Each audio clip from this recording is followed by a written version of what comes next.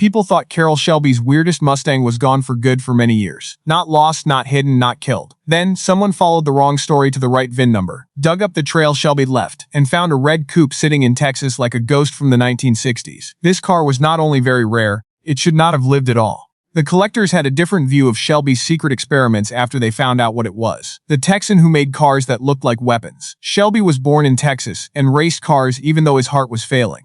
He went on to become one of the most famous names in American performance. Shelby wasn't raised in the high-class world of business engineering. He had guts, instinct, and a desire to win. He raced because he thought it was smart to go fast. He won because he saw machines not as things that could be bought, but as living things that could be pushed, tuned, broken, and put back together again until they did what he said. As late as 1959, Shelby had done something that most drivers can only dream of. He shared the win at the 24 Hours of Le Mans with Roy Salvadori in an Aston Martin. But his body was already giving out on him. But he couldn't race because of a heart problem. That would have been the end of the story for most men. For Shelby, it was the start of something. He was going to beat Europe from the shop if he couldn't beat them on the road. That is where the story of Shelby really starts. He looked at the British AC Ace, which was pretty light, and thought about what would happen if it had an American V8 engine. The result was the Shelby Cobra, a rough and dangerous car that seemed almost rude next to the sleek European cars it was meant to make fun of. Shelby wasn't smart in a quiet way. The word was combination. With European handling, American power, and no extraneous stuff, you could make something that scared the establishment. Ford's man of need. With Carroll Shelby, Ford had a problem in the middle of the 1960s that it couldn't handle politely. Ferrari was the best at endurance racing, and Henry Ford II really wanted to beat them and was willing to spend a lot of money to do so. For the Ford GT40 project to work, it needed the same kind of fierce racing instincts that Shelby had shown before. The GT40 was more than just an expensive dream after Shelby American took over the project. It turned into a tool against Le Mans. That's what history says. In 1966, Ford beat Ferrari at Le Mans. In 1967, 1968, and 1969, Ford kept winning. Shelby's part in that change made him more than just a tuner or builder or a loud Texan who was good at marketing. He was the person American companies called when they needed to get things done quickly.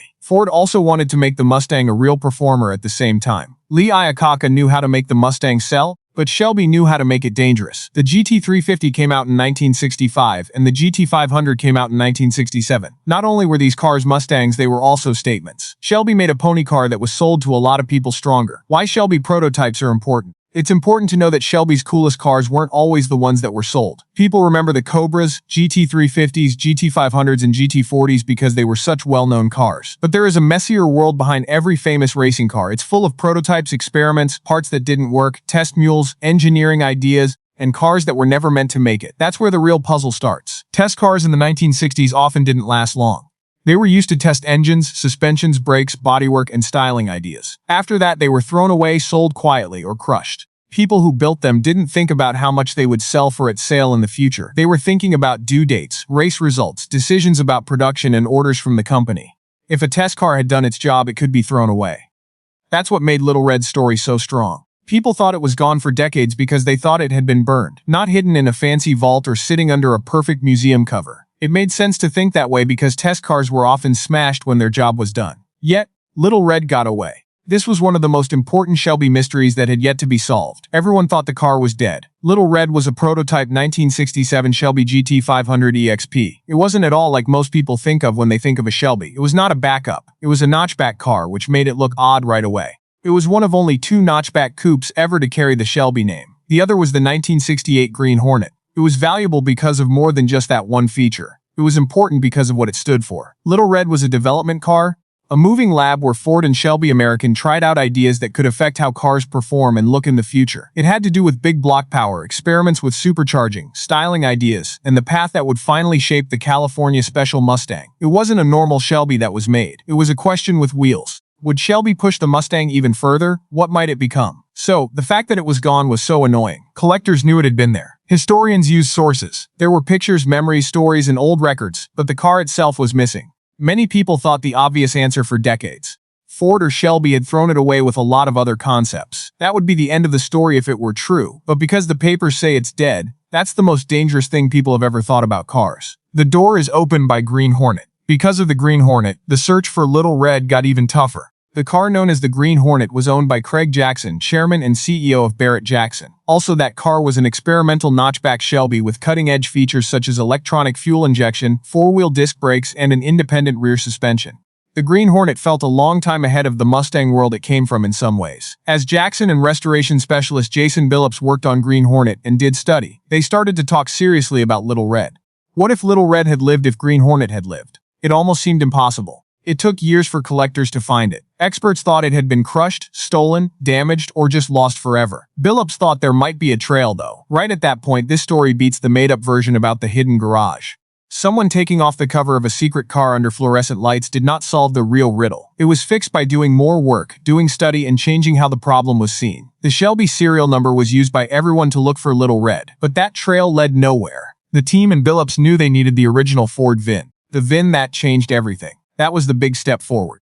The car had two personalities, the Shelby personality that everyone was looking for, and the Ford personality that was hiding under it. When the team looked at the Ford VIN path instead of just the Shelby serial number, they found a dead end. The VIN led them to old records, registrations, and information about who owned the car, which finally led them to Texas. This is the first twist. No one looked for the car that no one knew was there, so it wasn't hidden. Everyone looked for the wrong name, so it was hidden. Identity is very important in the past of collector cars. A badge can make a car well known. It's real with a VIN. Between those two truths, Little Red got lost. People looked in one direction because of the Shelby story. The real answer was in the Ford papers. The team found the car in the middle of nowhere in North Texas on March 3, 2018. It wasn't sitting there like a priceless gem in a gallery. It was worn down, rough, and missing parts that were easy to miss if you didn't know what you were looking at. The transmission and engine were in the way. There were no body panels there. It was parked with some other old cars. Most people would have thought it was just another old Mustang shell. It was the holy grail for people who knew the VIN, the body, and the hints. The Texas field where a story took place. The picture is almost too good to be true.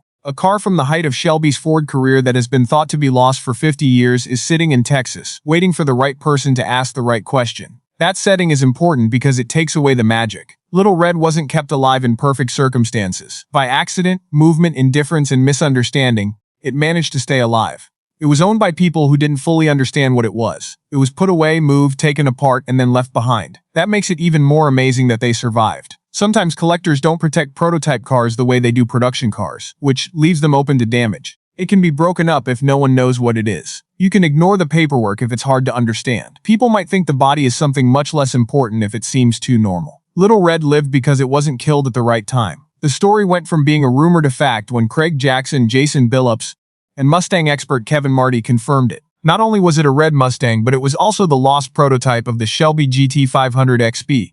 People thought a car had been erased, but all of a sudden it showed up again. Why it shouldn't have been there? Because prototype cars don't usually get emotional treatment, Little Red shouldn't have been made. The company has reasons to get rid of a sample once it has done its job. Liability, intellectual property, old technology, experimental parts, and corporate control are all things that push things toward death or quiet disposal. Back in the 1960s, no one would have thought that a strange Shelby notchback would become worth millions of dollars and change the history of the Mustang. That's why the frame of the car that shouldn't exist works, but the better version needs to show it the real reason.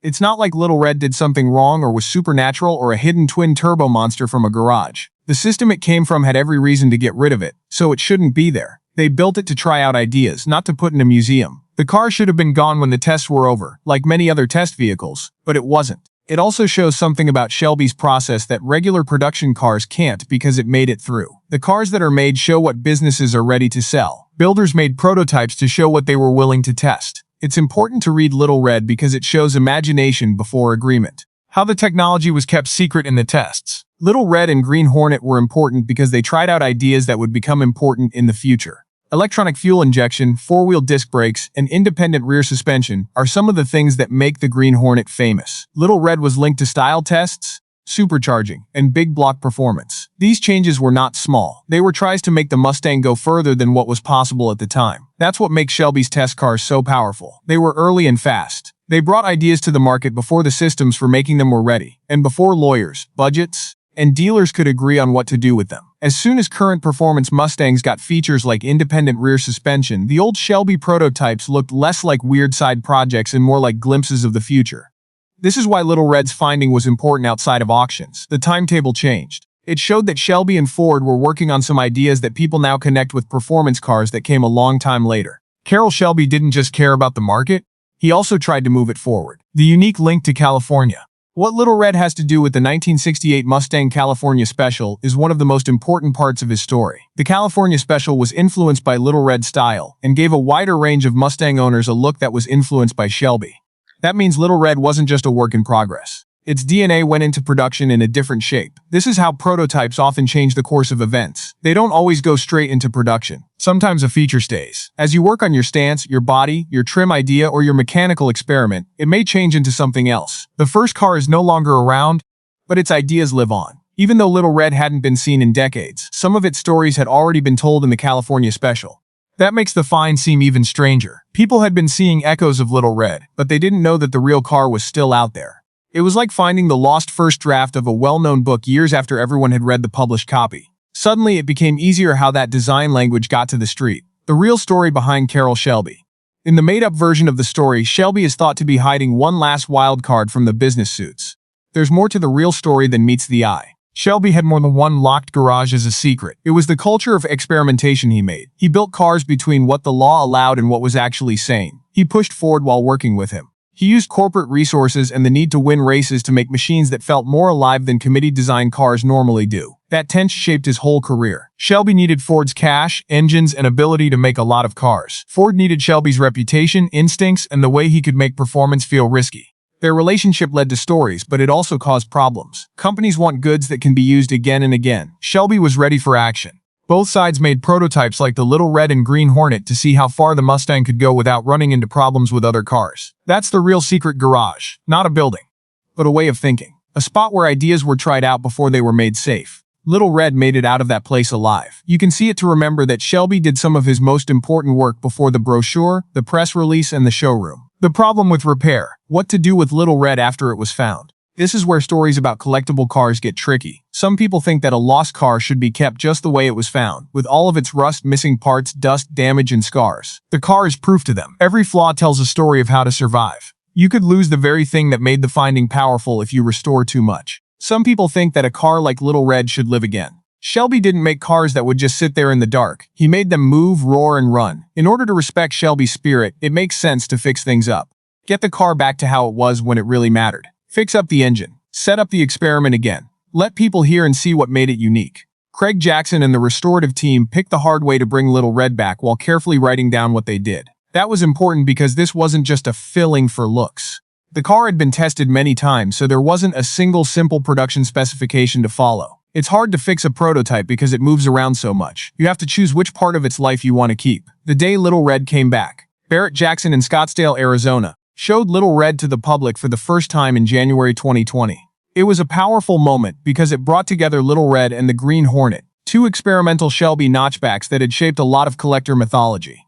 Both were finally fixed up and could be seen together for the first time in history. No longer was the lost car just a rumor or a side point. It was real, it was red, and it was back in public. The way people talked about Shelby concepts changed after that. It showed that myths can live on under a lot of false information. It showed that a car that was thought to be lost can still be found if researchers don't believe the old answer. Along with that, it showed that documentation in the world of collectors can turn into an active study. It took more than one lucky look to find Little Red. It needed help from a lot of people, old records, expert authentication, and the desire to look for clues that most people had missed. In that case, the find is more valuable than a simple barn find. When you find something rare in a barn, it's exciting. Little Red was unique because it made historians change what they thought they knew. It wasn't just found, it was recovered from a false belief. Why fans care so much about it? Collectors are interested in cars like Little Red because they are rare, have a lot of history, and have a story behind them. A rare car that doesn't have a story is worth a lot of money. A very old and interesting car with a great story changes into something else. Little Red was the only GT500 coupe that Shelby American made. It was one of the two experimental Shelby notchbacks and a prototype for supercharging in California special style. The car was thought to be lost for decades but was finally found. That line has value in more ways than one. Each part makes it stronger. People remember why the past of cars is never fully settled with cars like Little Red. There are still records that have been lost, photos that have been forgotten, private collections, wrong ideas, old yards, and cars that are sitting in the weather that could be much more important than anyone thinks. There is a lot of information about the Shelby world. But Little Red shows that even the most well-known tales can have secrets. What do you think? Is Little Red the best find of a lost Shelby ever? Or is there still another prototype that has been lost and is just waiting for the right person to find the right number? Share your thoughts in the box below. If you want to hear more stories about lost cars, secret prototypes, and the myths that are hidden in the past of cars, make sure to like this video, subscribe to the channel, and turn on notifications. That way you won't miss what comes next.